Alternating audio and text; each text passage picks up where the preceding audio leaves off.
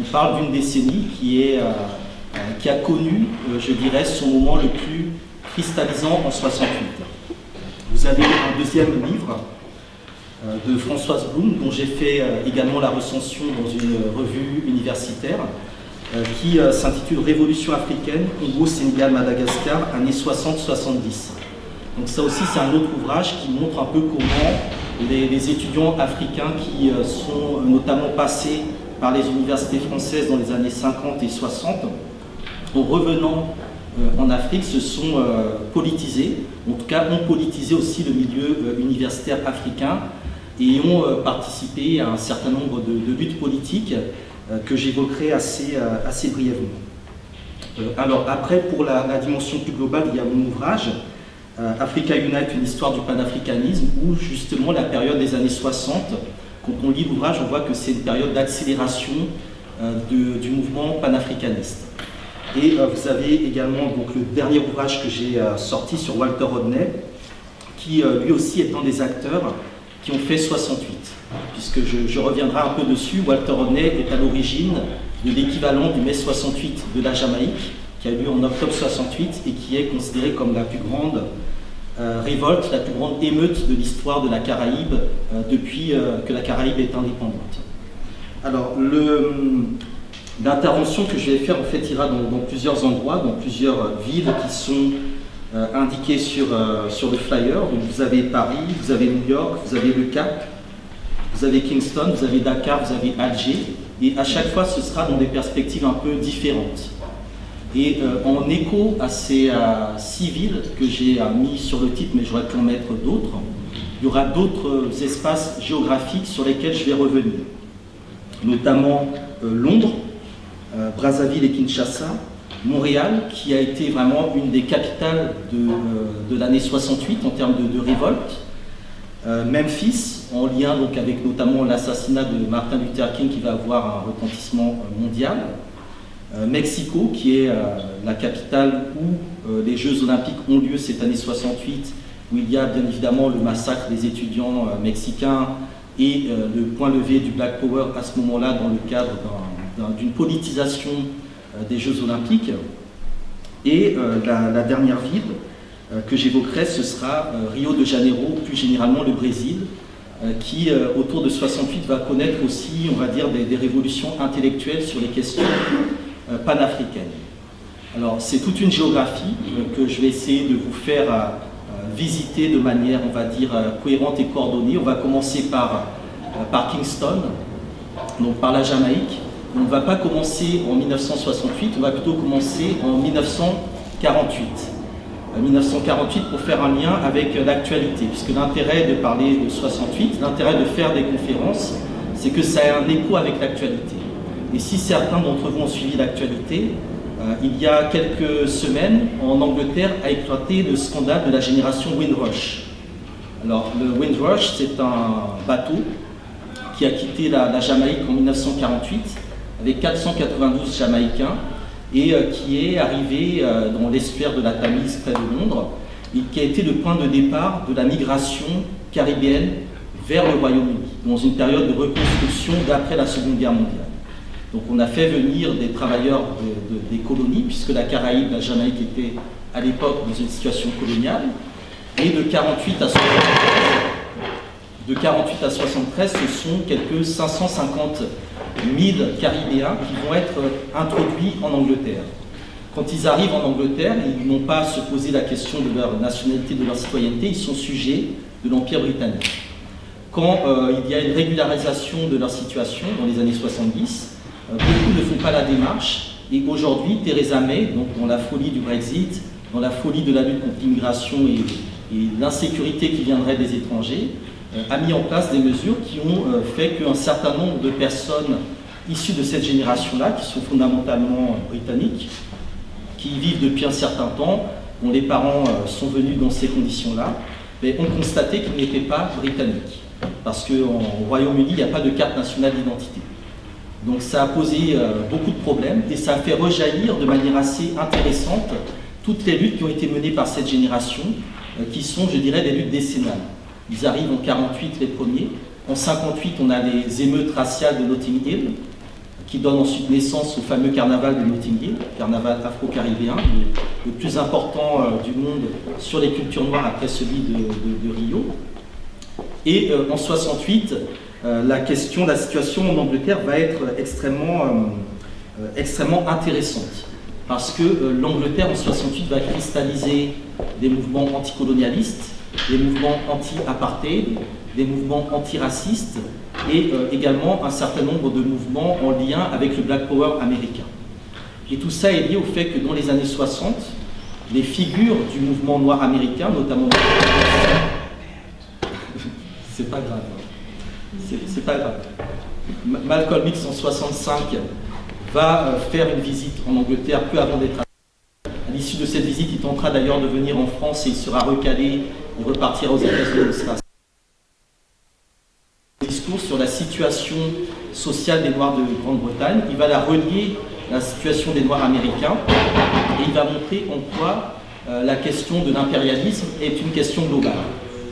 En 67, c'est Stokely Carmichael qui vit également en Angleterre et qui va développer, ou en tout cas qui va appliquer pour la première fois tout ce qu'il avait décrit dans le livre Black Power sur le racisme systémique. C'est vraiment le modèle, je dirais, britannique, qui est probablement le plus sophistiqué en termes de racisme systémique. Et ces deux passages en Angleterre de Malcolm X et de Stokely Carmichael vont, je dirais, entraîner toute une génération qui est les enfants de ceux qui sont venus avec le Windrush dans le militantisme politique. Donc on va voir apparaître des figures extrêmement engagées. On va voir également apparaître les premiers réfugiés politiques qui ont un engagement politique en Angleterre. Donc ce sont notamment des Anglais d'origine nigériane qui fuyaient la guerre du Biafra, qui avait éclaté un an plus tôt. Ce sont également des Pakistanais et des Indiens. Et dans tout cela, on va voir apparaître plusieurs structures. Et l'une de ces structures va être la Universal Colored People's Association, qui va être créée par un homme de lettres qui s'appelle Obi Egbuna, qui est d'origine biafraise. Et il va la créer avec un autre camarade qui s'appelle Roy South, qui lui est plutôt d'origine indo-pakistanaise.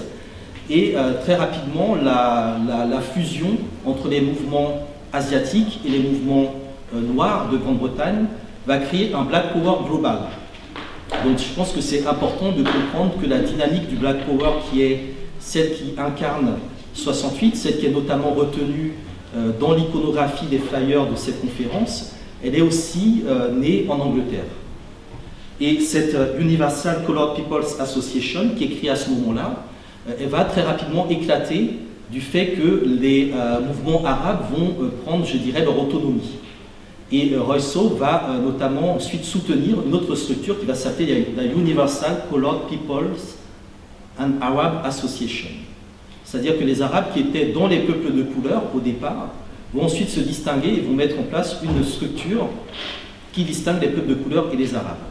Parce qu'ils veulent notamment, je dirais, faire entrer la question du conflit israélo-palestinien et de l'agression d'Israël à la suite de la guerre des 6 jours.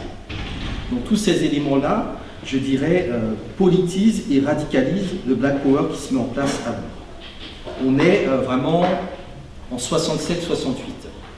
Ce qui va donner, je dirais, un élan assez contestataire à cela, c'est le discours qui sera fait le 20 avril 68 par Enoch Powell, qui est le leader du Front National britannique. Et le discours d'Enoch Powell, c'est très intéressant parce qu'il est fondamentalement contemporain. C'est le discours qui parle des rivières de sang. C'est un discours anti-immigrationniste, c'est un discours fondamentalement raciste, qui s'appuie notamment sur des ressentiments qui datent, on va dire, de la période nazie. Et c'est d'autant plus intéressant que le mois dernier, la BBC a voulu diffuser la version intégrale de ce discours-là et que ça fait énormément de scandales.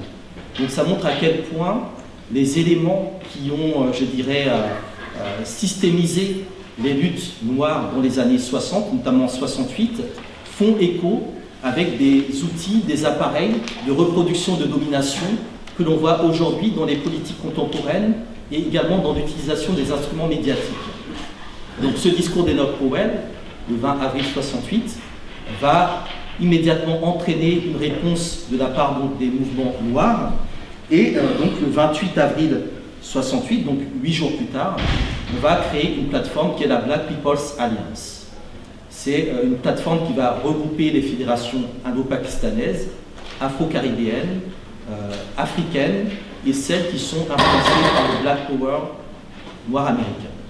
Et c'est à partir de ce moment-là que va se mettre en place notamment une antenne, enfin pas une antenne, mais une version britannique des Black Panthers. Donc il y a ensuite toute une histoire qui se poursuit dans les années 70 de ce Black Panthers, de ce UK Black Panthers Party, qui est extrêmement intéressante parce qu'elle correspond aussi à la période où l'Angleterre va adopter des politiques beaucoup plus néolibérales qui vont viser spécifiquement les populations noires et notamment les populations migrantes et qui vont d'une certaine manière remettre en avant le motif de la migration de ces personnes-là. Parce que pour quelles raisons des personnes quittent la Jamaïque, pour quelles raisons des personnes quittent la Caraïbe à partir de 1948, c'est d'une part parce que l'Angleterre doit se reconstruire parce qu'il y a donc du travail, et d'autre part parce que l'indice du coût de la vie dans la Caraïbe a augmenté de manière drastique. Donc l'une des manières de créer de la migration, du déplacement de population, c'est de faire augmenter le coût de la vie dans les espaces d'origine des populations dont on veut qu'elles migrent.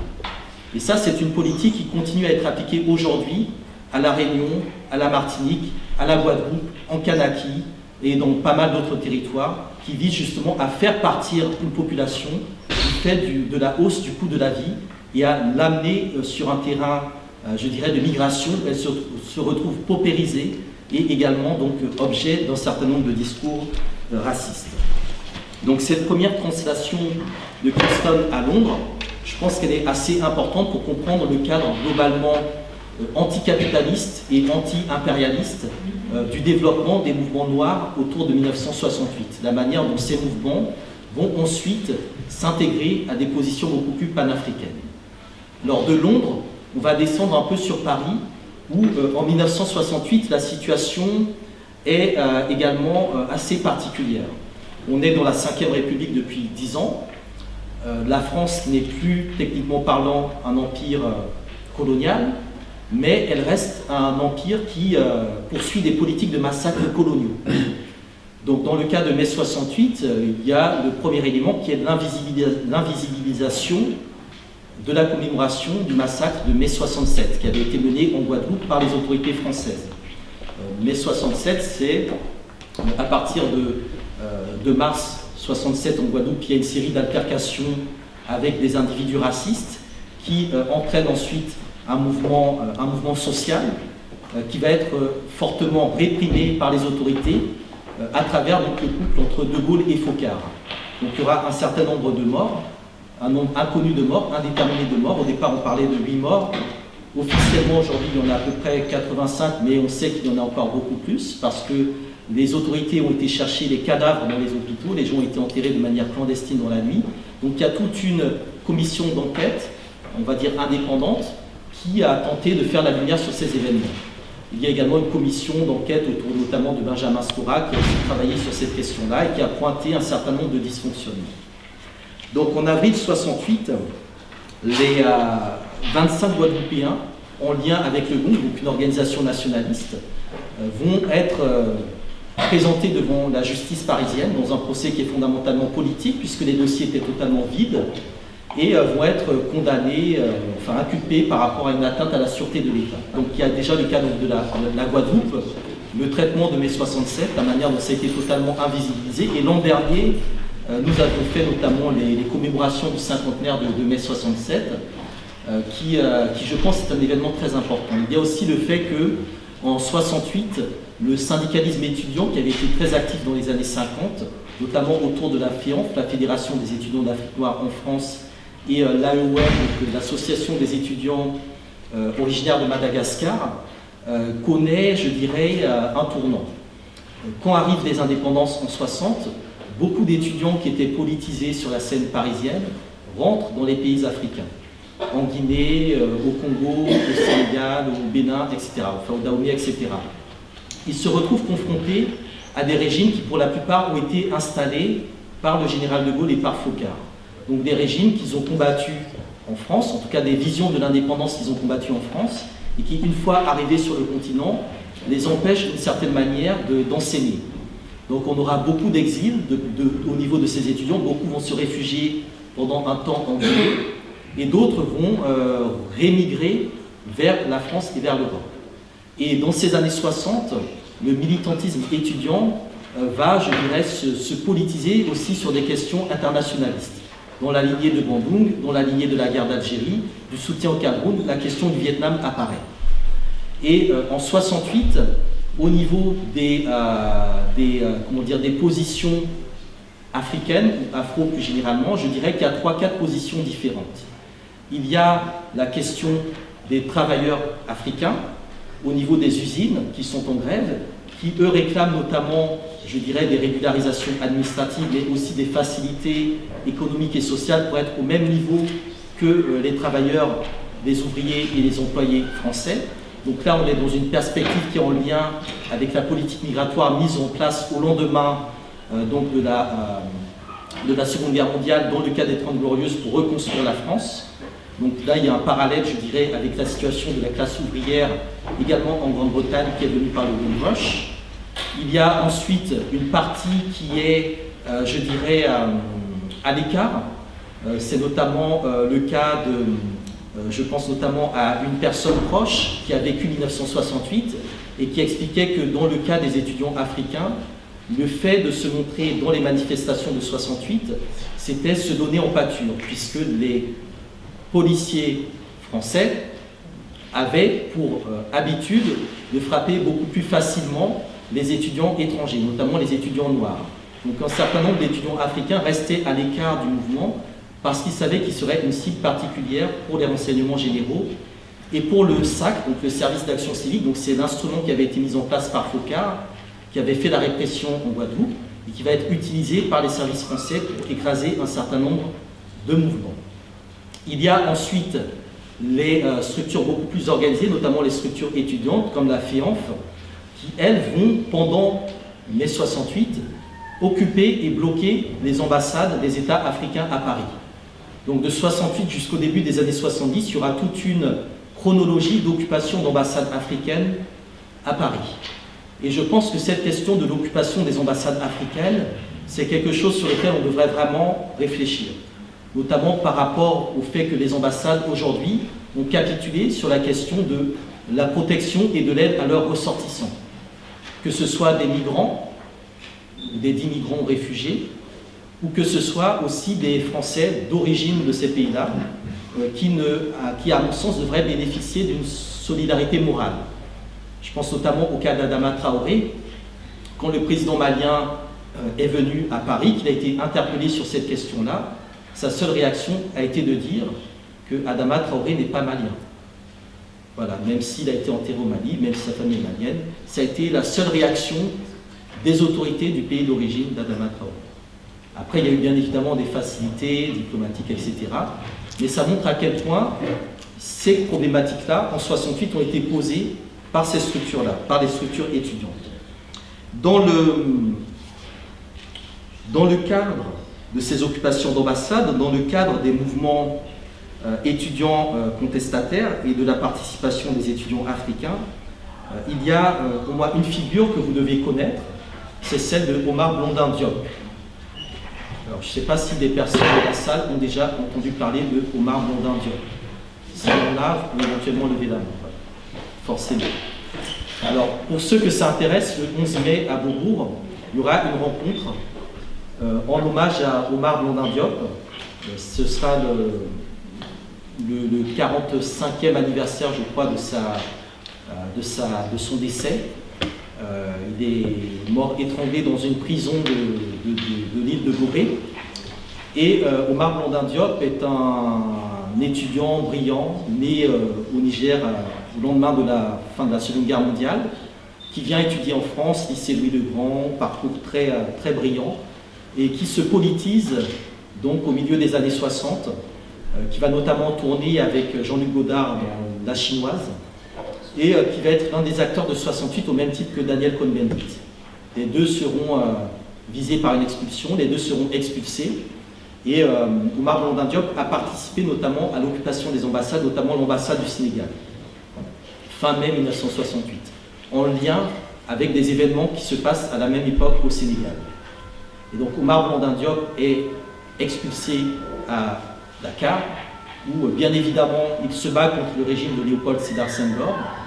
Et en 71, avec ses frères notamment, ils vont mener une action pour protester contre le fait que des travaux pharaoniques avaient été organisés en express par Léopold Sédar Senghor pour que Dakar soit belle pour la visite de Georges Pompidou, qui était son camarade de l'école normale supérieure et qui était le président français. Et donc les frères de Oumar Blondin Diop vont incendier le ministère des Travaux publics et vont mettre le feu au centre culturel français. Donc les frères vont être arrêtés, vont être jugés. Blondin, qui était parti à un moment se réfugier au Mali, va être extradé et ramené au Sénégal. Et il sera condamné, il sera emprisonné. Et en 1973, on va retrouver son corps inanimé dans la prison. Et on va conclure à un suicide par pendaison. Ça va déclencher des émeutes à Dakar, des émeutes très importantes qui vont amener le général, vont amener Senghor à demander l'intervention de l'armée française pour mater les 5 à 6 000 manifestants qui étaient sortis dans une ville qui comptait à peu près 500 000 personnes. Donc ça montre qu'il y avait quand même, je dirais, de la mobilisation. Et le frère de Oumar Blondin Diop, Diallo Diop, qui est une personne avec laquelle je travaille, qui est le secrétaire général du dernier parti politique créé par Cheikh Anta Diop, en 2013, va demander une réouverture de l'enquête pour qu'on fasse la lumière sur l'assassinat de son frère. Donc Diallo Diop est actuellement en France.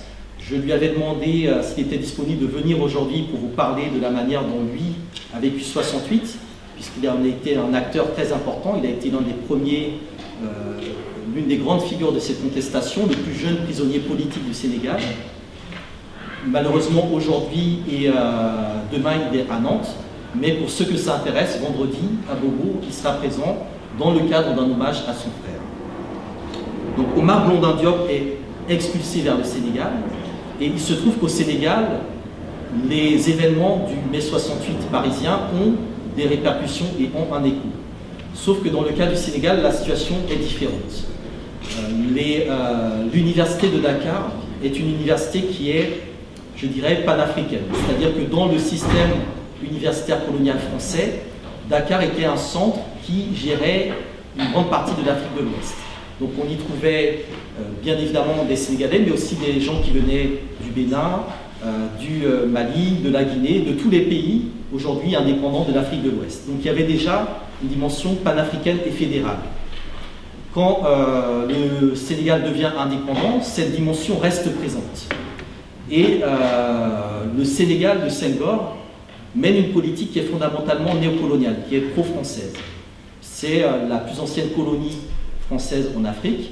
C'est probablement le dernier pays qui sortira des accords avec la France, des accords france-africains. Et en même temps, c'est un pays qui est entouré par ce qu'il estime être des régimes hostiles, notamment le régime de la Guinée de Sékou Touré, qui lui a rompu avec la France. En 1961, Sékou Touré, dans le cadre d'un des complots qu'il a cru déceler, va taper fort dans le milieu enseignant. Et donc un certain nombre de militants, d'intellectuels, d'enseignants qui étaient à Conakry vont venir se réfugier à Dakar. Et à Dakar, ils vont mener, je dirais, des actions contestataires et subversives vis-à-vis du régime. Dans un contexte où, à Dakar, on a aussi des tendances maoïstes, communistes, il y a un syndicalisme qui est extrêmement développé, et donc les positions de Senghor sont de plus en plus, je dirais, contestées. Donc à partir de 62-63, Senghor va reprendre le pays par une main de fer. Il va interdire un certain nombre de partis politiques, notamment celui de Cheikh Anta Diop. Il va traquer un certain nombre d'opposants et il va instaurer ce qui est pour moi une véritable dictature. On dit souvent que le Sénégal est un modèle de démocratie, mais le Sénégal est une dictature. La seule chose qui permet de maintenir l'illusion, c'est le fait qu'il n'y ait pas eu de coup d'État. Et quand on lit les informations du département d'État américain, ils le disent très clairement, tant que la France sera présente au Sénégal, il ne pourra pas arriver au pouvoir de régimes dits populistes qui arriveraient notamment par des coups d'État, que ce soit des coups d'État civils ou des coups d'État militaires. Et ça, c'est inscrit depuis les années 60. Donc, le premier élément qui va, je dirais, cristalliser les choses, c'est le 28 février 66. Kwame Nkrumah, le président du Ghana, est renversé par un coup d'État. Donc il y a une manifestation des étudiants à l'université de Dakar en protestation contre le coup d'État au Ghana. Et donc cela alerte immédiatement les services français qui sont présents au Sénégal et les services sénégalais. En 67, une loi de fractionnement des bourses va également, je dirais, frapper le milieu étudiant, notamment sur des questions pécuniaires. Donc les syndicats étudiants vont réagir et ils vont mettre en place progressivement une série de mobilisations, de discussions avec l'Union nationale des travailleurs sénégalais qui va donner une chronologie qui est assez intéressante. Donc en octobre 67, vous avez la loi de fractionnement donc, des bourses universitaires. En mars 68, le début de la mobilisation. Donc, ce qui correspond, je dirais, à la période où aussi les tensions apparaissent en France, et on est même un peu avant le début des tensions en France. Et de mars 68 jusqu'au 24 mai 68, donc pendant 9 semaines, il y aura des négociations entre les étudiants, les syndicats et les autorités, notamment le ministre de l'Éducation nationale. Le 24 mai 68, voyant que tout est bloqué, il y a un appel à la grève générale qui est immédiatement suivi. Les établissements scolaires, notamment les lycées, sont occupés et la mobilisation des lycéens est très importante au Sénégal, comme elle a été ici également en France. Et comme elle a été également lors du mai 67 de la Guadeloupe. C'était des lycéens de Bellbridge qui étaient descendus dans la rue et ça a été le point de départ, je dirais, du mouvement global. Donc 27-28 mai 68, tous les établissements scolaires du Sénégal sont occupés. Et ça aussi fait écho avec l'actualité, parce que ceux qui suivent notamment l'actualité du Sénégal ont vu qu'actuellement, il y a un mouvement au niveau des enseignants par rapport à leurs conditions, par rapport à la rémunération, par rapport notamment à un certain nombre de,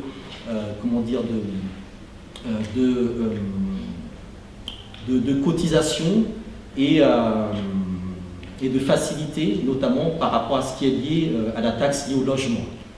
Et donc il y a eu un mouvement social au niveau des enseignants au Sénégal qui est extrêmement intéressant à mettre en lien avec les revendications de l'époque. Donc 27-28 mai, tous les établissements sont occupés. Le 29 mai, donc là aussi très rapidement, l'assaut est lancé contre l'université. Donc ce sont l'armée, les forces de l'ordre, de sécurité, tous les moyens qui sont mis à disposition pour mater le mouvement étudiant et le mouvement syndical. Donc le 29 mai, on fait la division entre guillemets les fauteurs internes et externes, c'est-à-dire que tous les étudiants sénégalais arrêtés sont internés au camp militaire et tous les étudiants étrangers sont expulsés. Et cette notion de l'expulsion des étudiants étrangers lors des mouvements sociaux qui ont lieu dans un territoire bien donné, c'est quelque chose qui est systématique quand on regarde l'histoire de la répression de ces mouvements-là.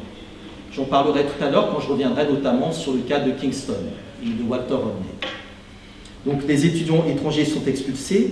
Le 30 mai, Léopold Sédar Senghor fait un discours où il annonce le couvre-feu, où il demande très clairement l'aide du gouvernement français. Alors il faut savoir qu'on est à une époque où le ministre de l'Intérieur au Sénégal, c'est un Français.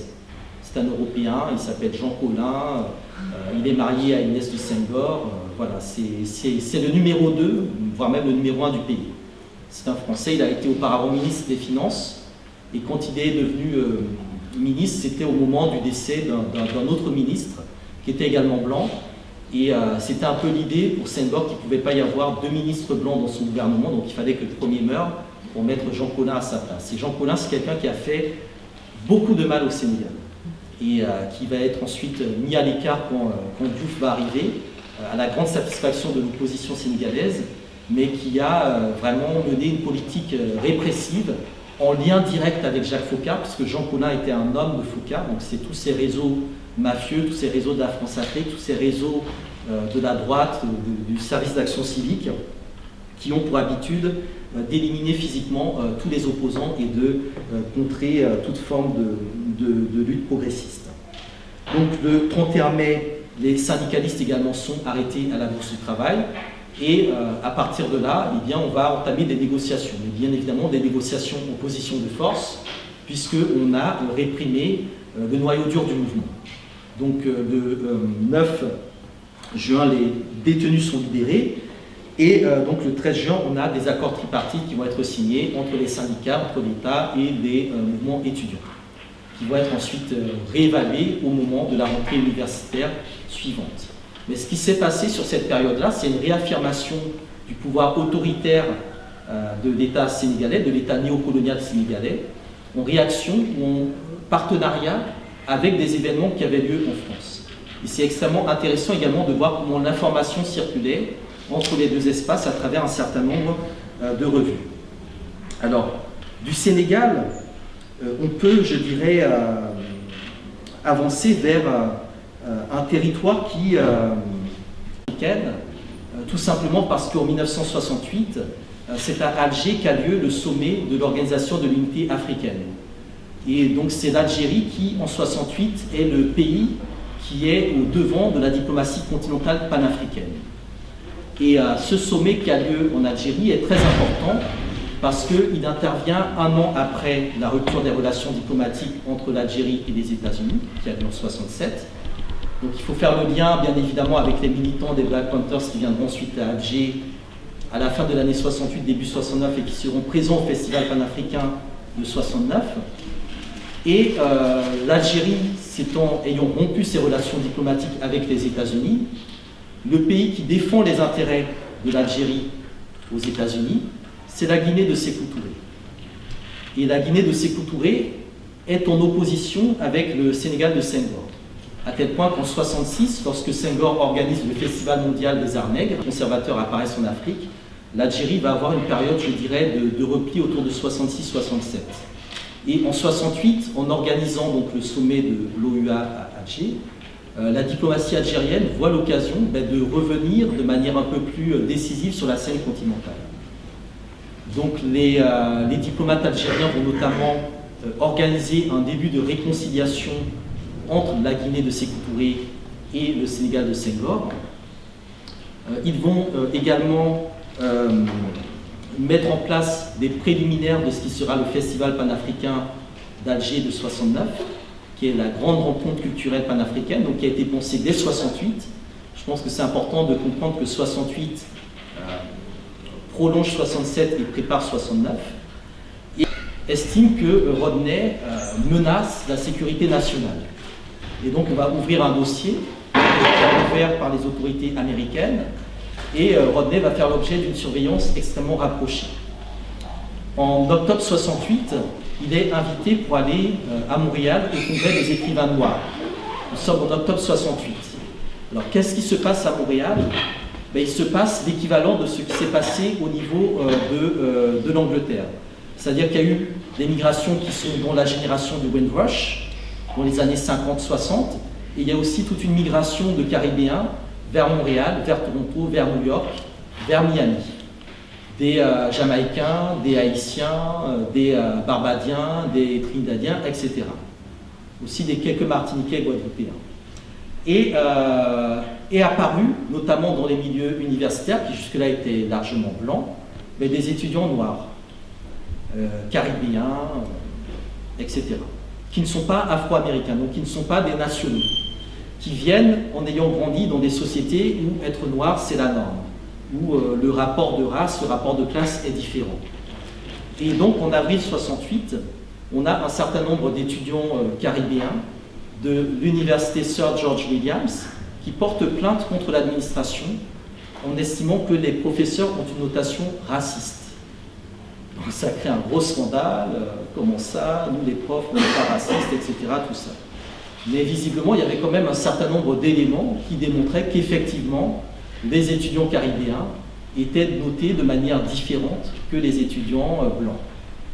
Et ce n'est pas nouveau. Walter Rodney, dans ses mémoires, il en parle. Il dit que quand il a quitté l'université des West Indies pour aller à la School of Oriental and African Studies, les autorités universitaires à Londres, académiques, ont estimé que son diplôme de l'université des Noirs, là, ça valait rien. Donc on voulait lui faire repasser tout le cursus, lui faire tout recommencer. Et donc cette situation-là, qui apparaît à Montréal en avril 68, va se cristalliser sur la situation afro-américaine. 68, c'est l'année où l'African Studies Association, donc l'association des études africaines, fête son 12e anniversaire. Ils font un colloque également autour d'octobre 68 à Los Angeles. Et lors de ce colloque qui a lieu à Los Angeles, ce colloque annuel, les chercheurs, doctorants, docteurs ou enseignants noirs américains y vont avec la volonté de briser la dimension hégémonique des études africaines. Le fait que ce sont tout le temps des blancs qui ont accès au financement et qui du coup déterminent les types d'enseignements qui vont être financés, qui déterminent qui sera inscrit en doctorat, etc., qui déterminent absolument tout l'agenda des recherches concernant l'Afrique ou les communautés noires. Donc il va y avoir une contestation de cette organisation en estimant qu'elle est raciste, parce qu'il n'est pas normal que le bureau chargé d'étudier les questions africaines ne comporte aucune personne africaine ou noire américaine. Donc ils vont créer un premier Black Caucus, donc un noyau à l'intérieur de cette structure, en donnant à la structure un ultimatum. On vous donne 1 an pour vous, comment dire, vous afroiser, sinon nous créerons notre structure parallèle et rivale, avec une dimension beaucoup plus militante. Sachant que l'African Studies Association dépendait du département d'État américain et servait bien évidemment les intérêts de Washington en Afrique. À la même époque, dans les universités qui commencent à être occupées, notamment en Californie, à l'université d'État de San Francisco, 68, février 68, se crée le premier programme de Black Studies à travers un sociologue qui s'appelle Nathan Hare, qui est un sociologue noir américain. Et ces programmes de Black Studies vont un peu se développer, notamment à Columbia, à Harvard, à City University of New York et dans quelques universités un peu huppées. Mais là encore, ça ne correspond pas tout à fait à la dimension militante que l'on veut donner aux études noires en cette année 68. On veut que les études concernant les mondes noirs s'orientent vers une perspective panafricaine. Donc, en 69, va se passer, entre octobre 68 et février 69, vont se passer un certain nombre de choses entre les États-Unis et le Canada. Donc en octobre 68, Walter Rodney vient pour le congrès des écrivains noirs de Montréal. C'est un congrès qui est organisé depuis 3 ans par une structure qui s'appelle le Caribbean Conference Committee, qui a été créée en 65 par des Barbadiens, par des Trinidadiens, des Jamaïcains, etc., qui estimaient qu'il fallait s'organiser pour avoir des conférences en lien avec notre histoire, avec notre actualité, etc. Donc ils ont invité plusieurs personnes, Cedar James, Léon Gontran-Damas, etc. Martin Luther King aussi y était passé. Et donc en 68, il y a un débat pour savoir quelle est l'utilisation de l'histoire, comment il faut utiliser l'histoire dans les luttes, etc. Les 2 figures, on va dire, de proue de ce congrès sont Walter Rodney et Stokely Carmichael, qui donc est l'inventeur, qui a théorisé le concept du Black Power, du racisme systémique. Carmichael a une position très radicale. Dès le départ, il dit les blancs qui sont dans la salle, vous sortez tout de suite, etc. On ne parlera pas devant vous, etc. Vraiment très radical, tranché, tranchante. Il faut détruire le système, dès lors que le système est infiltré par le capitalisme et le racisme, on ne peut pas le réformer, il faut le détruire intégralement, il faut prendre les armes, vraiment le point levé. La position de Rodney est, j'irais, beaucoup plus subtile et en même temps tout autant radicale. Lui, il estime qu'il faut sortir des complexes d'infériorité vis-à-vis des autres groupes ethniques et qu'il faut réellement utiliser l'histoire comme une arme de libération, c'est-à-dire étudier la manière dont d'autres peuples se sont libérés dans leur histoire et voir comment, dans le cas des Noirs américains, dans le cas de l'Afrique, les luttes de libération peuvent être portées à un stade supérieur en s'appuyant également sur les modèles d'organisation politique du passé. Donc il fait un texte extrêmement intéressant, l'histoire comme arme de la révolution, comme arme de la libération, etc. Le congrès finit le 14 octobre. Le soir du 14 octobre, Rodney prend l'avion pour revenir à Kingston. Quand il arrive sur le tarmac, là, il apprend que son autorisation de séjour à la Jamaïque a été révoquée. Donc il n'a plus le droit de mettre le pied en Jamaïque. Donc il est un peu surpris, il doit repartir avec l'avion qu'il a amené de Montréal. Il revient à Montréal. À Montréal, il fait une déclaration cinglante sur le gouvernement jamaïcain en disant que le gouvernement jamaïcain, c'est le laquais de l'impérialisme, c'est des bourgeoisies compradors, etc. Il part ensuite brièvement à Cuba. Et de Cuba, il retournera à Londres, puis ensuite en Tanzanie. Ce qui est intéressant, c'est que les étudiants de Walter Rodney, quand ils apprennent que leur professeur a été recalé, vont faire une réunion en express dans le hall de l'université des West Indies. Il faut savoir que c'est des étudiants plutôt bourgeois. Hein. C'est vraiment la bourgeoisie caribéenne, c'est la bourgeoisie noire, voilà, c'est pas le petit peuple, c'est pas les jeunes du petit peuple, c'est pas les jeunes des quartiers, c'est pas du tout les jeunes du ghetto, c'est vraiment des jeunes très propres sur eux, l'establishment noir. Et les étudiants se réunissent le lendemain, donc il y a tout un débat, etc. Et ils décident de faire une manifestation. Donc ils s'y réunissent, ils descendent dans la rue. Alors, le campus de l'université des West Indies est très éloigné du centre-ville. Géographiquement parlant, c'est comme si on marchait du campus de Nanterre à la Sorbonne à pied. Voilà, donc il y a de la marche. Et donc ils commencent à marcher. Et ils arrivent au centre-ville, et arrivés au centre-ville, ils vont être récupérés par un mouvement social. Un mouvement social qui germait depuis très longtemps en Jamaïque, qui était lié au fait que notamment, 2 jours plus tôt, le prix du ticket de bus avait augmenté, mais que les bus étaient toujours en retard ou de très mauvaise qualité.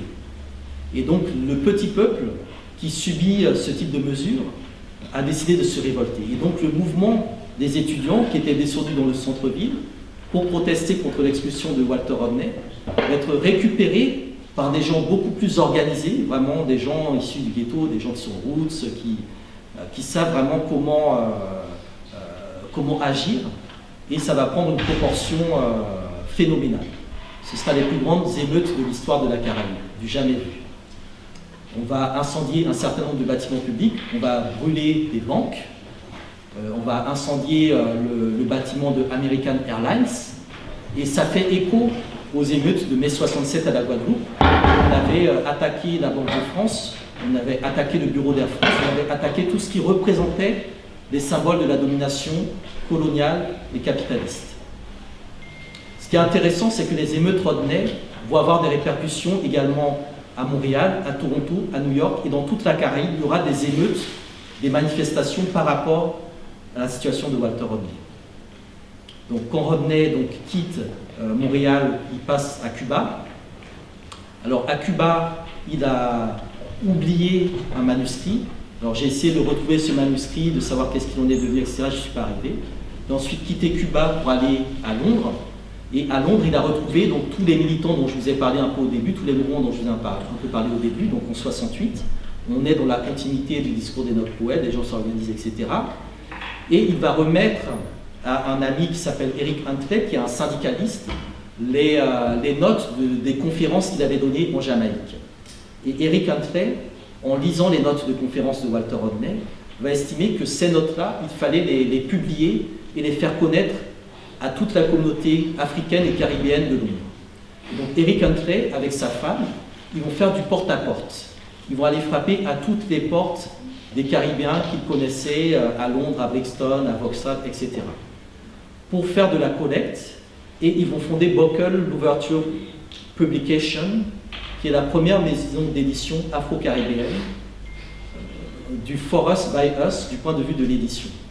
Et le livre Brandings with My Brothers sera le premier ouvrage de cette maison d'édition, qui bien évidemment dans les années 70-80 sera régulièrement vandalisé par les mouvements racistes, néo-nazis, extrémistes blancs. Rodney, de son côté, depuis Londres, il reçoit donc un message de Julius Nyerere, le président de la Tanzanie, qui annonce publiquement « Rodney, c'est un fils de l'Afrique. Si vous, dans la Caraïbe, vous n'en voulez pas, eh bien nous, ici, en Tanzanie, nous avons une place pour lui. » Et donc Rodney va ensuite revenir en Tanzanie et il va participer à un certain nombre de mouvements révolutionnaires. Il va publier énormément. Alors c'est des publications qui servent en fait à financer les mouvements de libération.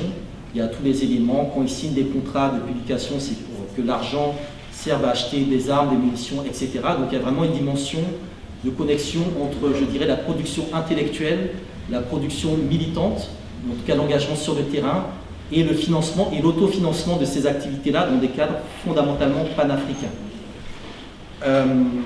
Donc octobre 68, il quitte Montréal. La même époque, donc, on a le congrès de l'African Studies Association à Los Angeles, le moratoire d'1 an qui est donné donc, à cette association pour se déraciser, on va dire. Et 1969 arrive. Je parle de 69 parce que c'est la suite de 68. Donc le marquage chronologique n'a pas de sens. Ce qui est intéressant, c'est qu'en 69, la plainte pour racisme qui a été déposée contre l'administration de l'université Sir George Williams, qui est aujourd'hui l'université Concordia, donc plein centre-ville de Montréal, va mettre plusieurs mois à être étudié par les autorités. Ils vont mettre en place un comité dans lequel ils vont mettre 2 enseignants noirs qui vont très vite démissionner en estimant que ce comité était une comédie, une farce. Et les étudiants, toujours mobilisés, vont décider, à partir de la fin du mois de janvier 69, pendant une dizaine de jours, d'occuper l'université Sir George Williams, notamment le 9e étage qui correspond au centre informatique de cette université-là. C'est-à-dire qu'on ne va pas occuper les amphis, tout ça, ça ne sert à rien, on va occuper les espaces stratégiques de l'université, c'est-à-dire le centre informatique pour justement contrôler tout ce qui est lié aux communications et être dans l'espace le plus sensible, on va dire, du bâtiment. Alors, les autorités québécoises vont intervenir. Un incendie va se déclarer au niveau donc, du 9e étage. Alors en bas, les gens qui passaient criaient « Let the nigga burn, let the nigga burn »,« Laissez les nègres brûler, laissez les nègres cramer », etc. Donc ambiance. Et donc finalement, donc, les étudiants sont évacués, molestés, arrêtés, détenus, interrogés, etc.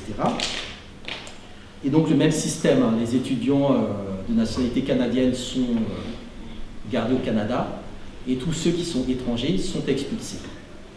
Sauf que là encore, la question de l'expulsion, comme dans le cas d'Omar Blondin Diop, quand vous expulsez des personnes qui ont, je dirais, un activisme, un militantisme, ben ces personnes-là, dans le nouveau terrain où elles arrivent, elles replantent cette graine de militantisme et d'activisme. Et du coup, elles refont partir, je dirais, la contestation. Et donc un certain nombre de figures qui avaient été présentes lors de l'occupation de l'université Concordia vont ensuite, je dirais, radicaliser la politique caribéenne. Ils vont participer notamment à la révolution de la Grenade de Maurice Bishop en 1983, vont participer à la politique anti-impérialiste que Michael Manley avait tenté de mettre à la Jamaïque, et vont aussi mener, je pense, un certain nombre d'actions très intéressantes. Il y a 2 figures, par exemple, qui me semblent intéressantes à connaître, parce que ce sont 2 femmes, on dit souvent ce sont les femmes, etc., mais en fait, il y en a eu beaucoup dans tous ces mouvements-là. La première, c'est Anne Coles. Donc Anne, A-N-N-E, et Coles, C-O-O-L-S, qui est donc originaire de la Barbade. Et Anne Coles, donc, elle a participé à l'occupation de l'université Concordia. Donc elle va en être expulsée. Et ce qui est assez intéressant dans son cas, à elle, c'est que un peu plus tard, elle va revenir au Canada et elle va créer la première maison pour femmes battues du Canada. Donc c'est aussi assez intéressant de voir, puisque le Canada c'est un pays où sur la question féministe c'est très particulier, c'est très avancé, etc. C'est aussi important de voir que ce sont des femmes caribéennes qui ont d'une certaine manière construit des étapes qualitatives dans ces luttes féministes qui se développent notamment au Québec et qui sont politiquement très importantes. Et Anne Coles sera ensuite la première sénatrice noire du Canada. Donc c'est assez intéressant de voir comment, dans un parcours d'étudiante radicale, on le transforme en quelque chose de socialement qualitatif, en termes de plus-value des luttes, de plus-value des solidarités et des résistances. Et ensuite, on accède à une position institutionnelle qui est permise par les luttes qu'on a menées précédemment. Donc c'est comment en fait on se construit en tant que communauté politique. C'est-à-dire que les années d'étudiants, ce sont des années d'engagement, d'activisme radical, qui ensuite débouchent sur une période où on se construit, je dirais, des espaces sociaux, communautaires, qui permettent, je dirais, de peser politiquement. Et une fois que cela est construit, eh bien, on peut viser, je dirais, des positions beaucoup plus exécutrices en termes d'implémentation des politiques. La deuxième figure, c'est Rosie Douglas, qui elle aussi a été donc, expulsée à cette année-là, et qui en l'an 2000 est devenue donc, la première ministre de la Dominique. Pour vous donner aussi un exemple, l'étudiant qui a mené les étudiants lors des Rodney Riots, c'est Ralph Gonsalves. Et Ralph Gonsalves, c'est le premier ministre de Saint-Vincent et Grenadines. Et tout ça, ce sont des personnalités qui aujourd'hui soutiennent nos actions, qui soutiennent nos mouvements. Quand on parle de panafricanisme, quand on parle de réparation par rapport à l'esclavage, par rapport à la colonisation, ce sont des personnalités qui sont en fonction, qui sont au pouvoir et qui soutiennent ces mesures-là. Ce sont des personnalités qui soutiennent les initiatives panafricanistes au niveau de la CARICOM. Parce que dans leur formation, je dirais, académique, elles ont été politisées à un certain nombre d'idées qui ont fait leur chemin, qui ont fait source et qui leur permettent aujourd'hui, même en étant dans des soi-disant micro-États, confettis d'États, des paillettes au milieu de la mer, d'être capables, au niveau de la CARICOM, d'attaquer l'Union européenne au titre des réparations, ce que les États africains, par exemple, n'arrivent pas à faire. Donc là aussi, je pense qu'il y a des éléments qui sont assez intéressants en termes de maturation politique à cette époque. Alors, du côté des étudiants blancs, donc l'Union générale des étudiants québécois va se solidariser bien évidemment avec tous ces étudiants afro-caribéens, et c'est de là que va notamment naître le fameux slogan « Nous sommes les nègres blancs d'Amérique ». Voilà. Nous sommes les nègres blancs d'Amérique, qui est l'un des slogans qui a été très utilisé à cette époque-là, et qui fait un peu écho au slogan qui a été utilisé en France par rapport à Daniel Cohn-Bendit et aux autres, nous sommes tous des enfants de juifs allemands, etc. Donc on voit bien aussi comment les histoires, les slogans aussi croisent les histoires et participent aussi à des solidarités dans le cadre étudiant qui sont interethniques, puisque l'Union générale des étudiants québécois, l'UGEC, les choses vont être un peu différentes, puisque l'association des études africaines ne va pas vraiment bouger dans l'IOTA. Et donc en 69, le colloque qui suivait celui de 68 à Los Angeles est organisé à Montréal, en partenariat avec la Canadian African American Studies Association. Et donc Montréal devient vraiment le lieu où tout se joue en 69 sur le devenir des études concernant les milieux noirs panafricains. Donc lors de cette conférence, il n'y a pas de changement, et donc c'est à partir de ce moment-là qu'on va créer l'African Heritage Studies Association, qui va être portée par des figures comme John Henry Clark, comme Leonard Jeffries, et c'est à partir de ce moment-là que ce qu'on appelle les Africana Studies, ou ce qu'on appelle aussi les études afrocentriques, va se développer d'un point de vue, je dirais, académique. Donc tout ce à quoi on fait référence aujourd'hui, Moléki à santé, Amamazama, l'afrocentricité, tous ces éléments-là, en fait, tirent leur source des luttes qui ont été menées en 68 du point de vue du contenu du cursus universitaire, du point de vue également de la représentativité des étudiants et du point de vue également des modalités de notation des étudiants qui différaient des modalités de notation des étudiants blancs. Donc on a, je dirais, un premier élément important. Le deuxième élément, sur la situation fondamentalement américaine, c'est bien évidemment le 4 avril 68 à Memphis, l'assassinat de Martin Luther King. Là aussi, je pense que c'est important de recontextualiser les choses. J'étais à Lyon vendredi dernier pour une conférence concernant les discriminations, la bibliothèque Lapardieu, ils font une exposition sur Martin Luther King, parce que King était venu à Lyon en 66, je crois, pour un événement, pour recevoir un prix notamment. Et j'ai vu que dans l'exposition, il y a des points, notamment les questions, je dirais, économiques, qui ne sont peut-être pas suffisamment traitées. Et le cas de Memphis, il est très intéressant parce qu'on est dans le Tennessee, le Mississippi, je sais plus exactement. Et on est dans une ville où la situation des Noirs est révélatrice des luttes économiques et sociales. Ce qui va amener Martin Luther King à Memphis, c'est une grève qui a commencé depuis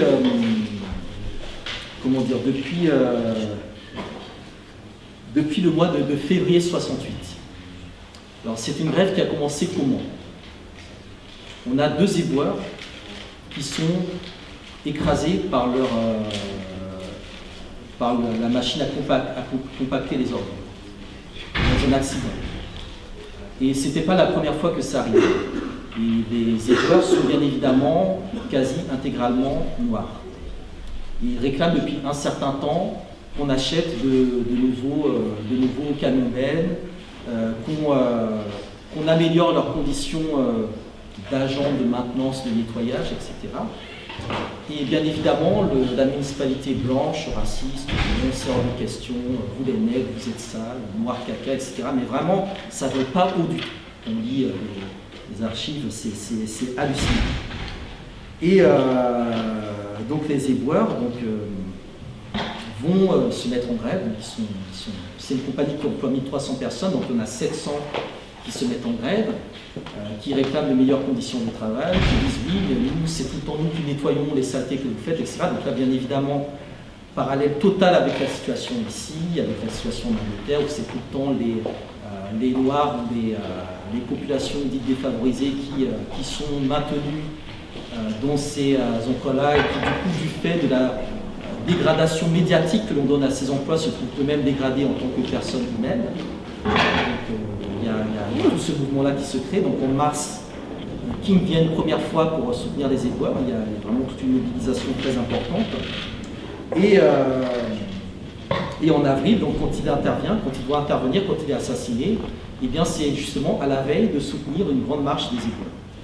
Et je pense que cet élément-là, il ne faut pas l'exclure. Souvent, c'est une partie qui est excisée de l'histoire de Martin Luther King, du mouvement pour les droits civiques, etc. Et je pense qu'on doit vraiment la remettre au cœur du débat. Parce que la condition des agents de nettoyage, on peut citer le cas de la SNCF, dans les hôtels parisiens, etc., c'est quelque chose qui doit être traité d'un point de vue à la fois local et global dans le cadre de ce système capitaliste qui s'appuie sur des constructions raciales, sur des dominations raciales, pour enlever aux uns et aux autres le peu de droits qu'ils ont ou qu'on voudrait leur concéder naturellement. Donc l'assassinat de Martin Luther King met l'Amérique à feu et à sang. Donc le maire de Memphis demande à la garde républicaine d'intervenir, etc. Bref, c'est très tendu.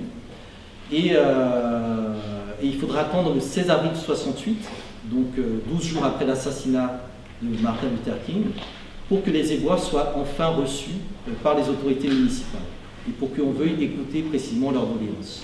Donc ça aussi, c'est des éléments d'histoire, je pense, qui sont importants à souligner. Les questions des luttes syndicales, les questions des luttes des travailleurs, notamment dans ce secteur-là, et notamment dans le contexte afro-américain.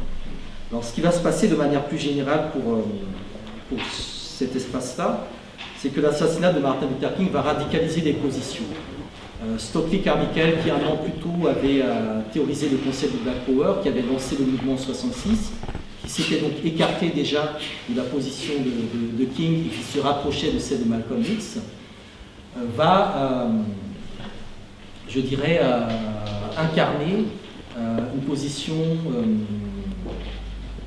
comment dire, je dirais radicale, mais radicale autorisée. Il va être médiatisé, ce sera un peu le bon client, je dirais, des médias blancs, le nouveau Malcolm X, un jeune afro-caribéen qui sait bien parler, qui sait manier le verbe, etc., qui sait enflammer les foules, qui dégage une virilité, le Black Power, le Black Panther, etc. Mais le véritable acteur révolutionnaire, radical et subversif qui était craint par toute l'Amérique, c'est un gars qui s'appelait Robert Williams, qui a écrit notamment un livre, Negroes with a Gun, qui dès les années 60 expliquait qu'il fallait que les Noirs montent des équivalents de la National Rifle Association, donc pour s'armer, pour se défendre, et notamment pour constituer ce qu'il appelait la République de la Nouvelle-Afrique, la Republic of New Africa. Et ça aussi, c'est un mouvement qui, dans le sud des États-Unis, donc dont la partie de la confrontation raciale était la plus ancienne, la plus structurée, va se développer. Et c'est à partir de ce mouvement de la Republic of New Africa que tous les autres mouvements, type Black Liberation Army, vont également gagner le nord des États-Unis. Donc l'assassinat de King, je pense, a été un peu la boîte de Pandore de tous ces mouvements radicaux, qui ne sont pas forcément radicaux, mais qui sont étiquetés comme étant radicaux, mais qui vont poser la question de l'affrontement en termes apocalyptiens. Parce qu'on est aussi dans la période du Vietnam, on est dans une période où l'Empire américain semble en capacité de s'écrouler, on est dans une période où il faut aussi montrer que l'impérialisme n'est pas infaillible. Et ça a été la grande stratégie des Américains, c'est-à-dire de montrer que finalement ils ont pris une raclée au Vietnam, mais la manière dont on en parle aujourd'hui, c'est presque comme s'ils avaient gagné, c'est-à-dire de faire croire que leurs défaites sont des victoires. Alors que le fait que l'on prenne exactement l'exemple du Vietnam, l'exemple de l'Algérie, l'exemple de l'Indochine, c'est-à-dire tous les terrains où les forces impérialistes ont été vaincues, montre que ces forces-là, vaincues à l'extérieur, peuvent être vaincues sur leur propre sol. Donc on a vraiment des mouvements beaucoup plus clandestins qui se développent à cette époque-là. Et donc du coup on a une accélération de la répression qui explique pourquoi c'est vraiment dans les années suivantes que le Pointel-Pro se met en place, que l'on cible de manière beaucoup plus systématique tous les militants qui pourraient poser une menace, et qu'on a, je dirais, un exil donc, de ces militants noirs vers l'Algérie, et qu'on les retrouve notamment au Festival panafricain d'Alger. Ils partent en Algérie sur la base que l'Algérie a donc rompu ses relations diplomatiques avec les États-Unis, en passant souvent par la Guinée de Sékou Touré, et certains avaient pour destination finale la Palestine, la Chine, et également les territoires d'Afrique lusophone proches de l'Afrique du Sud. Donc on voit aussi comment 68 a été, je ne vais pas dire une sorte de mercato du militantisme panafricain, mais des carrefours, des intersections, des jonctions extrêmement intéressantes. On a des luttes qui s'ouvrent à tel endroit pour les universités, qui se ferment sur tel autre endroit avec l'assassinat de King, qu'on va ouvrir dans d'autres espaces. Et c'est cette circulation, je pense, qui est extrêmement importante et qui va être cristallisée par quelques événements, par quelques moments, je dirais, historiques. Le moment historique, donc 16 octobre 68, on a des émeutes, les Rodney Riots. Le même jour, on a donc à Mexico, donc les Jeux Olympiques, et donc John Carlos et Tommy Smith qui finissent premier et troisième de leur course, donc qui montent sur le podium et donc qui lèvent le point ganté du Black Power. Donc c'est une photo qui a fait le tour du monde et qui s'inscrit aussi dans une politisation de ces Jeux Olympiques de Mexico de 68. Bien évidemment, bon, il y a tout le mouvement des étudiants mexicains réprimés par le pouvoir. Le Mexique, on est dans ces pays qui sont dans le cadre de l'Organisation des États américains, qui ont signé l'alliance avec Kennedy, avec Johnson, où on vise soi-disant à amener la démocratie, mais en fait on ne soutient que des dictatures et des coups d'État antiprogressistes. Et donc les étudiants sont massacrés. Je laisse de côté ça. Il y a aussi des problématiques urbaines très importantes qui se posent à ce moment-là. Et dans le cas des Jeux Olympiques, là aussi, il y a toute une stratégie avec le projet olympique pour les droits humains, qui est une ONG qui avait été mise en place un peu auparavant. Il y a deux axes de lecture de ces Jeux Olympiques-là. Le premier, c'est effectivement la manière dont le Black Power s'est illustré et s'est incarné. On a une sorte de lien avec Jesse Owens en 1936, c'est la victoire, une victoire politique, une manifestation politique qui vaudra donc à leurs acteurs d'être ensuite réprimandés et mis sur liste noire. Le deuxième élément, je pense aussi important à rappeler, c'est qu'en 64, lors des JO de 64, l'Afrique du Sud de l'apartheid avait été réadmise aux Jeux Olympiques. Et en 68, à Mexico, les mouvements qui se battent contre l'apartheid sud-africain ont un peu plus d'expérience et tiennent à ce que l'Afrique du Sud soit exclue donc, de la participation aux Jeux Olympiques. Donc il y aura tout un mouvement qui va se mettre en place, tout un mouvement de lobbying auprès du Comité international olympique, qui va conduire en fait à l'annulation, quelques mois avant les Jeux Olympiques, de la venue donc, des sportifs sud-africains. Et cet élément-là, la manière dont Mexico a croisé, je dirais, les luttes contre l'apartheid et les luttes liées au Black Power, c'est aussi, je pense, assez intéressant de la capacité de ces mouvements-là à intervenir sur des terrains qui sont soi-disant des terrains neutres, mais qui sont des terrains fondamentalement politiques, puisque les Jeux Olympiques, ce sont des terrains politiques.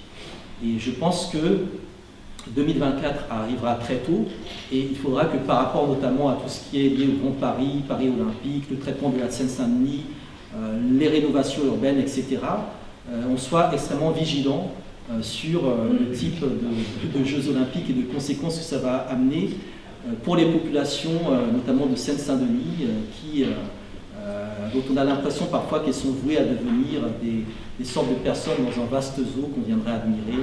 Voilà. Donc Mexico 68, et qui fait écho à Kingston, autour notamment de la question des Jeux Olympiques, et qui fait aussi écho à la répression des militants progressistes par les régimes de droite. Alors, du Mexique à Kingston, la première édition brésilienne des damnés de la terre de Frantz Fanon. Alors, l'édition paraît, elle est immédiatement interdite, retirée à la vente, etc. Sauf que elle n'a pas été retirée assez vite et que le livre va circuler sous le manteau, notamment dans les milieux progressistes blancs, qui vont commencer à se poser des questions assez systémiques, race, classe, etc., etc. Et des figures comme Robert Rocha, comme Paulo Freire, qui va développer toute la pédagogie de l'opprimé, vont beaucoup se nourrir de femmes. Et inversement, tout ce qui est lié à la théologie de la libération, de la pédagogie de l'opprimé, etc., Camilo Torres, va aussi nourrir un certain nombre de luttes sur le continent africain autour de cette théologie de la libération. Et également en Afrique du Sud, et également aux États-Unis. La Black Theology qui se développe à la fin des années 60. James Cone. L'idée qu'il faut repenser cette notion du Dieu blanc, miséricordieux, etc., tout ça. Sachant qu'on est au Brésil, un pays très catholique, croyant, ferveur, etc.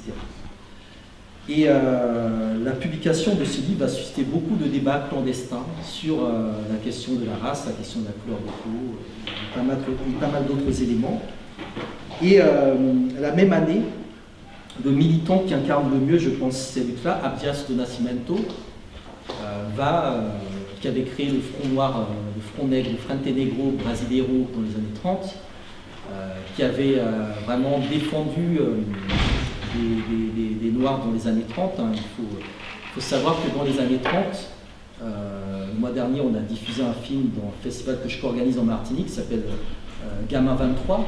C'est un film qui raconte comment, dans les années 30, la bourgeoisie blanche brésilienne constituait le second dans le monde. Hein. Voilà, c'était le Brésil qui avait le plus grand parti nazi en dehors de l'Allemagne. Et dans ces familles d'industriels, de capitalistes, blancs, racistes, on avait un certain nombre d'entre eux qui possédaient des plantations héritées de l'esclavage, des senzalas. Et on a constaté que beaucoup se servaient dans les orphelinats, se servaient d'enfants noirs qu'ils remettaient en esclavage dans ces espaces-là. Dans le film, en fait, c'est un docteur qui a fait une thèse sur ce cas-là, qui a répertorié une cinquantaine d'enfants qui avaient été pris dans un orphelinat et mis en esclavage dans les années 30-40 au Brésil, et qui est revenu sur leurs traces, et qui a vraiment montré comment ces idéologies, comment l'idéologie nazie, fasciste, totalitariste, s'appuie vraiment sur les continuités de l'esclavage. Tant et si bien que quand Aimé Césaire dit à la même époque que ce qu'on reproche à Hitler, c'est d'avoir fait à l'homme blanc ce qui a toujours été fait aux autres hommes, on comprend aussi les liens d'un certain nombre de prise de conscience de ces milieux étudiants progressistes, prise de conscience mais aussi crise de conscience. Je pense que les années 68, il faut aussi les voir sous l'angle de la crise de conscience.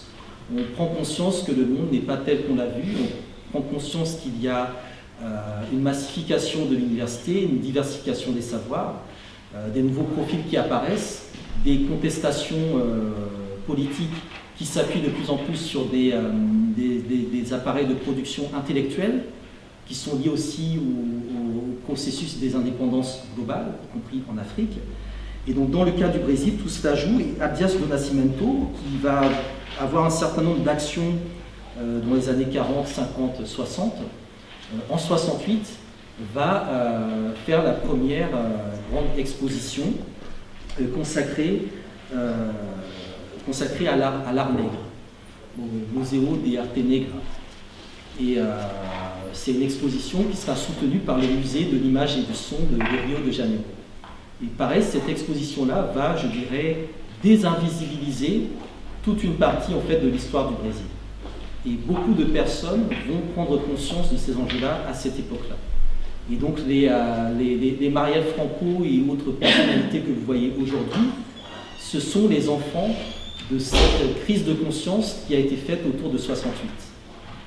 Qui n'a pas forcément été, je dirais, qui a connu une première étape en 88, quand le Brésil met en place sa constitution dite multiraciale, et qui en 2018, pour moi, connaît vraiment encore une autre étape. Donc on a aussi, je dirais, des généalogies, des filiations qui naissent de 68, qui sont extrêmement intéressantes. La même année, do Nascimento publie O Negro Revoltado, donc le nègre révolté, 68, et bien évidemment, en 68, il doit aller à un événement aux États-Unis, et entre-temps, bon, il apprend que le régime a mis sa tête sur le marché, et donc de 68 à 82, il vivra en exil aux États-Unis, également au Nigeria. Il reviendra au Brésil en 82 et va vraiment accompagner la construction de tous les mouvements afro-brésiliens qui vont abattre la dictature, qui vont jouer vraiment un rôle central dans la chute de la dictature au Brésil.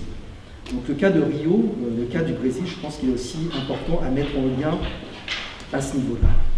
Enfin, il reste les deux territoires, il reste une ville présente sur le prospectus que je n'ai pas encore évoquée, qui elle aussi nous renvoie, je dirais, à le point de départ que j'avais pris pour introduire cette intervention, qui est l'année 1948, donc le Windrush, événement qui pose bien évidemment le cas d'autres bateaux qui vont dans d'autres territoires et qui pose bien évidemment la question du droit au retour, si vous voyez ce que je veux dire, des réfugiés, notamment palestiniens.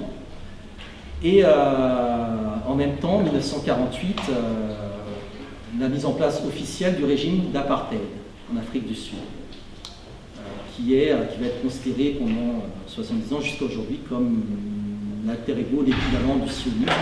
Donc les luttes sont liées à ce niveau-là de manière aussi assez intéressante pour ouvrir d'autres géographies que j'aurais pu ouvrir dans ce cadre-là, puisque des militants afro-palestiniens comme Fatima Bernaoui ont eu aussi des actions dans les années 60. Donc, dans le cas de l'Afrique du Sud, c'est un territoire que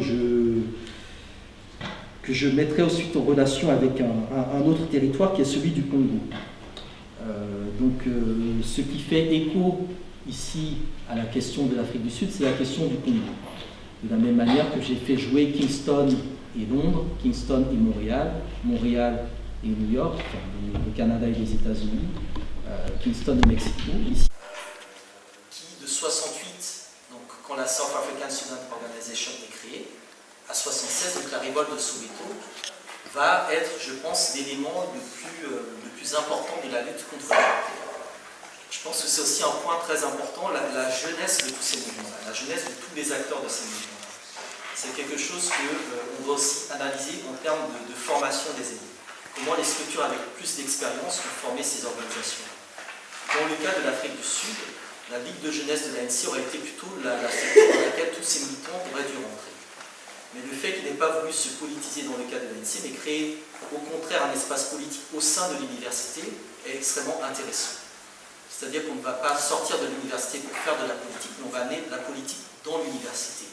On va apporter les questions les plus, je dirais, les plus clivantes, notamment les questions raciales et également les questions qui sont liées aux opportunités économiques.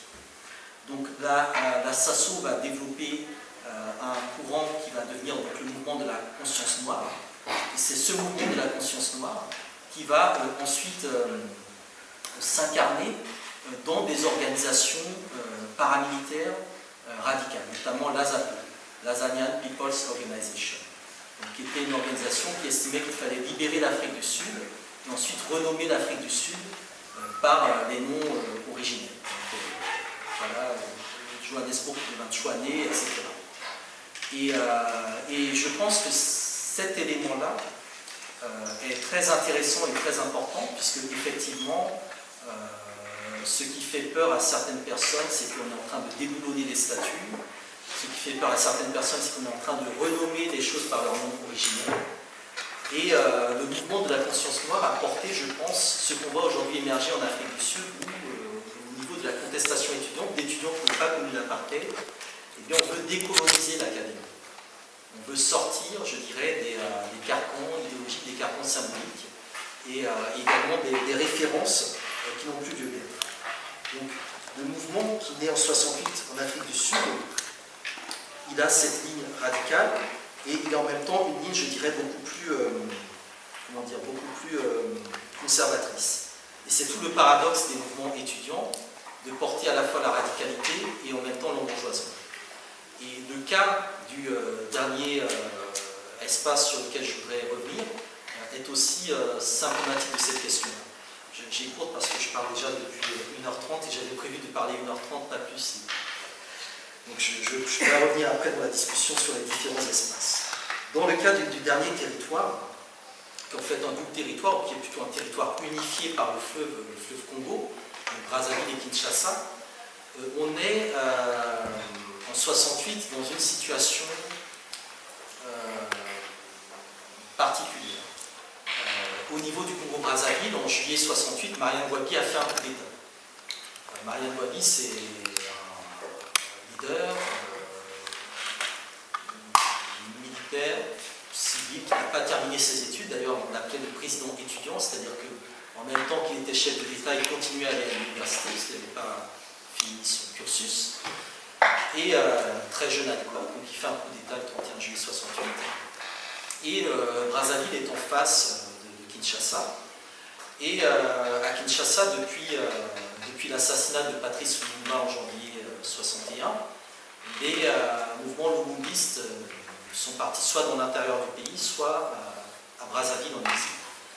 Et l'une des figures les plus intéressantes de cette résistance pro-lumumbiste, c'est son ancien ministre de l'Éducation qui s'appelait Pierre Boumedi, qui était quelqu'un de très rigoureux, fondamentalement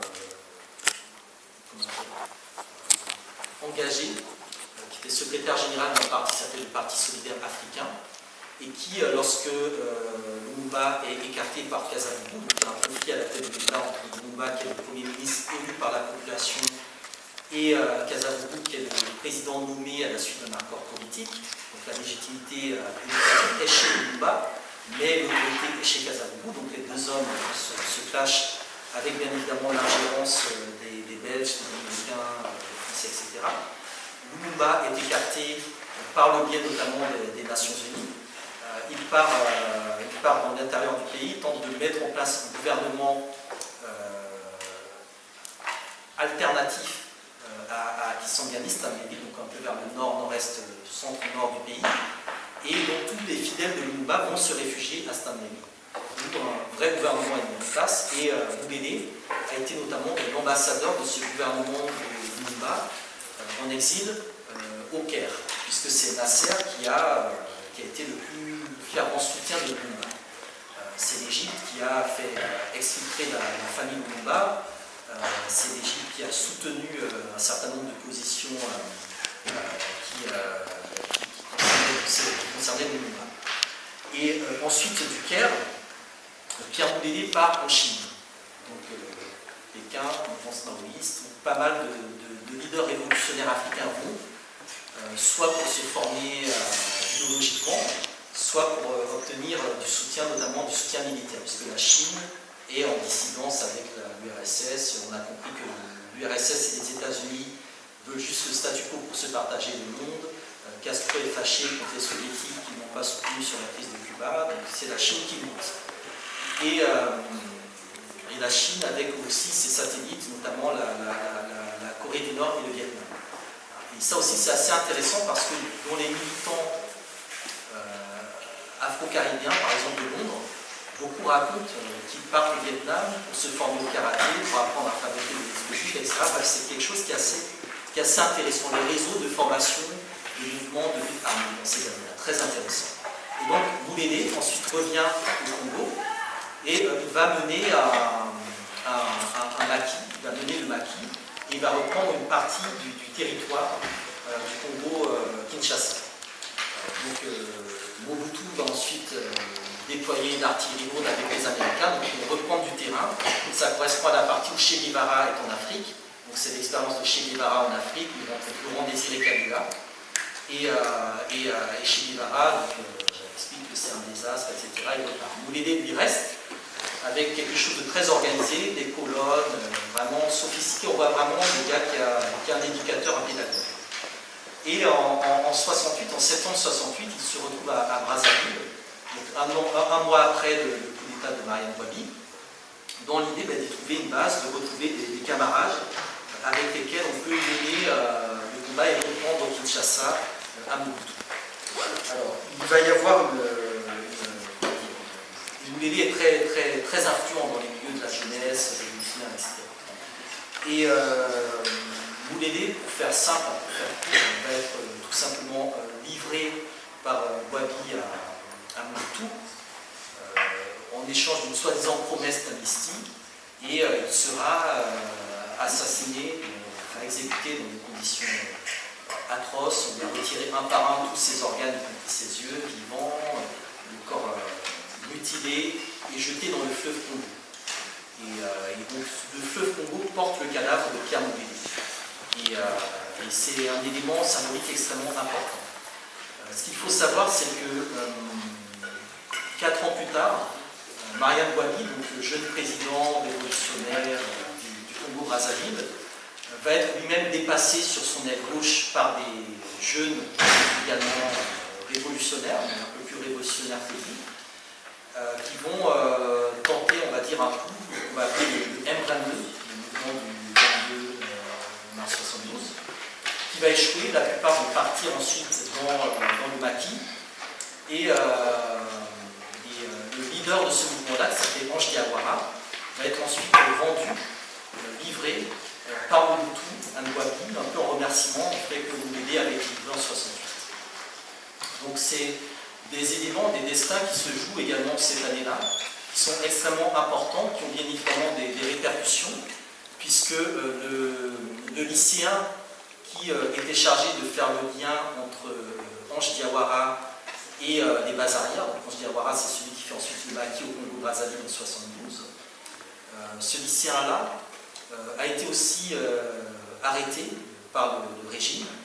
Lui était un Congolais de Brazzaville, donc il n'a pas été envoyé de l'autre côté. Il a été torturé et exhibé dans un stade. Et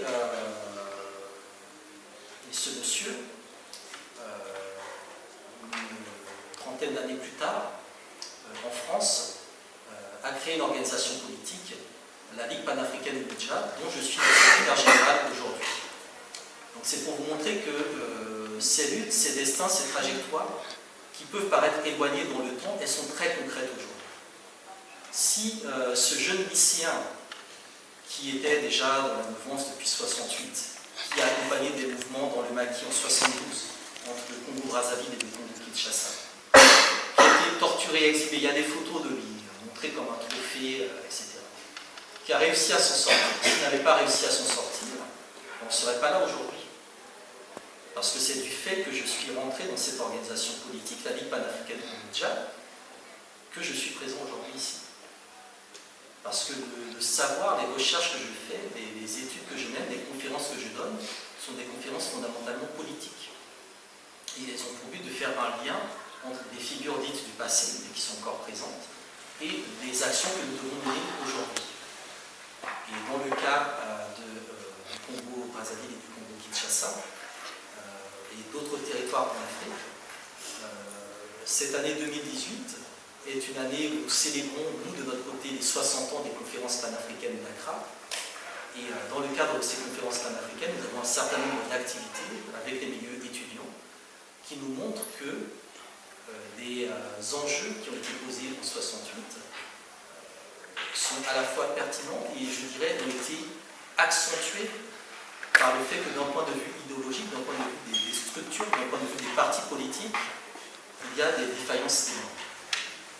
Donc je vais m'arrêter là, parce que j'ai quand même parlé 1h42, et je vais donc recevoir éventuellement vos commentaires, vos questions, en sachant que ce que j'ai évoqué dans cette intervention, donc de Kingston à Londres, de Londres à Paris, de Paris à Dakar, de Dakar à Alger, de Alger à Kingston, puis Montréal, puis les États-Unis, puis le Mexique, puis le Brésil, puis l'Afrique du Sud, puis le Congo-Brazzaville. Ce sont des luttes qui aujourd'hui continuent à être menées. Au niveau de la Ligue panafricaine de Moudja, on est présent dans un certain nombre de territoires, à la fois dans les Amériques, en Europe et en Afrique. Et les questions qui ont été posées par nos aînés, je pense que nous devons, à un moment ou à un autre, y apporter des réponses.